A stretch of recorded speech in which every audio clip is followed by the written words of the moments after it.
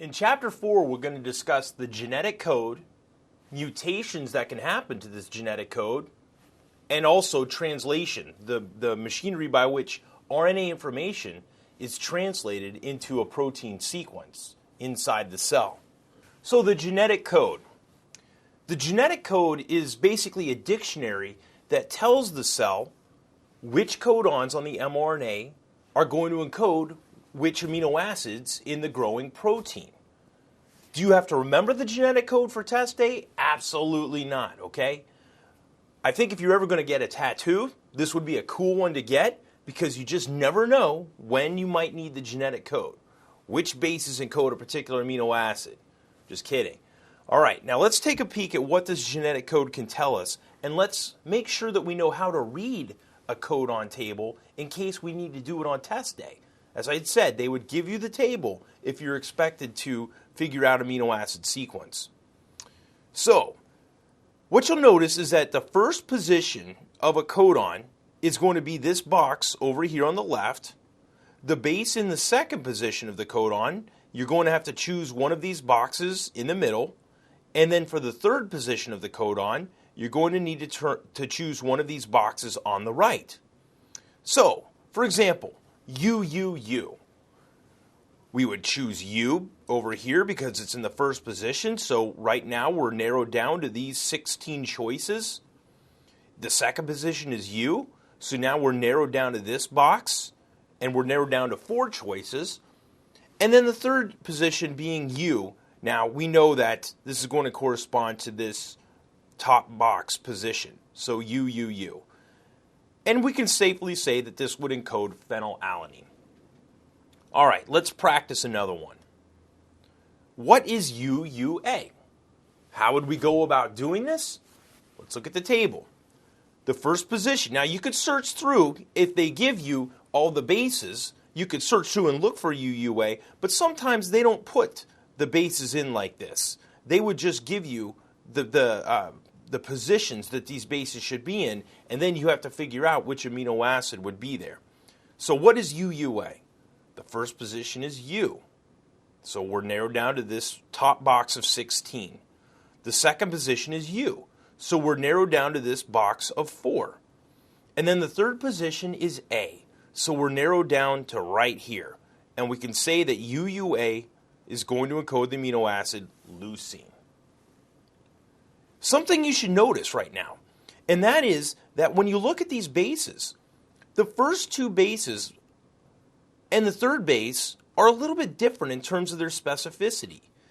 If you see the first 2 bases, oftentimes are all that's required to encode an amino acid. Look at this down here, leucine. Cu. It doesn't matter what the third base is. It could be a U, a C, an A, or a G. They're all going to encode leucine. So the take-home message here is that the third base provides much less specificity for coding an amino acid. This is called the wobble hypothesis. So what this means for the test is when you're asked about mutations that happen to sequences of RNA or sequences of DNA that encode RNA, if the mutation's to the third position in the codon, that's going to be less likely to cause a detrimental mutation which changes protein sequence. We'll review that fact again shortly. Let's practice one more. What is CAG? How are we going to figure it out? Let's go here. We see that the first position is C, so we're limited to these 16. The second position is A, so we're going to come over to here. We're limited to these 4. And then the third position is G. CAG, you see, encodes GLN. Is that glutamate or is that glutamine? It's glutamine. Remember, GLU is glutamate, GLN is glutamine. You can remember the GLN because the amino group, the amide linkage that's present in glutamine. By the same token, ASP is aspartate, ASN is asparagine. Okay, so just keep that in mind. So yes, CAG is going to encode glutamine. Having mentioned CAG, what does CAG mean to you? It should mean something to you.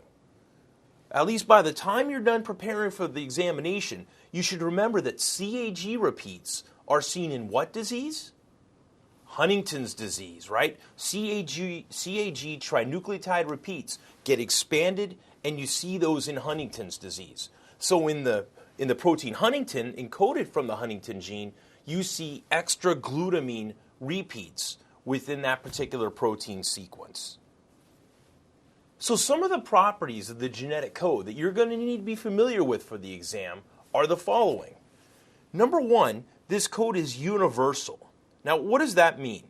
That means in all organisms that you're going to see, if it's viruses, bacteria, parasites, eukaryotic cells, the genetic code is going to apply to all those cell types. There's one exception where the genetic code doesn't hold very tight. It holds, but there might be some nuances to that, and that's in mitochondria. Now, you don't have to worry about those differences. Just understand that the genetic code, it's universal. You could get that tattoo, and it would apply to any organism that you're going to look at, except for maybe mitochondria. The code is degenerate. What that means is that one particular amino acid can be encoded for by more than one codon triplet. So UUU, UUC, they both encode phenylalanine. So the genetic code can be degenerate. Now, what we mean by unambiguous is that one codon triplet, is always going to specify the same amino acid. That doesn't change. Now, the third base might get mutated and the same amino acid is specified because the genetic code is degenerate. But the same triplet always specifies the same amino acid. When you look at the genetic code, you see that there's 4 possible bases and that there's 3 places for those bases to go. So from that, we can mathematically derive that there's 64 possible codons. 61 of these, it turns out, encode amino acids, and 3 of these don't encode amino acids. 3 of these encode stop codons. These are the ones you have to memorize. So, the ones that you have to remember are 4. 4 to remember. You have to remember the start codon, which is an AUG. Now, in RNA, that's going to read AUG. If you're looking at the coding strand of DNA, that's going to read ATG. So keep that in mind. AUG if you're looking at RNA, but if you're looking at the coding strand of DNA, you're going to be looking for the ATG to correspond with the start codon. The other 3 to remember are UAG, UGA, and UAA. You need to commit these to memory, and there's a reason for this. You'll see shortly. UAG, you can remember you are gone. UGA, you can remember you go away. And UAA, you can remember you are away. Right? Pretty soon biochemistry will be away. It'll be away forever once you get past step 1 of the boards. Now, UAG, you are gone. UGA, you go away. And UAA, you are away. When the ribosome comes along and sees one of those stop codons, it's going to go away. So this will help you remember.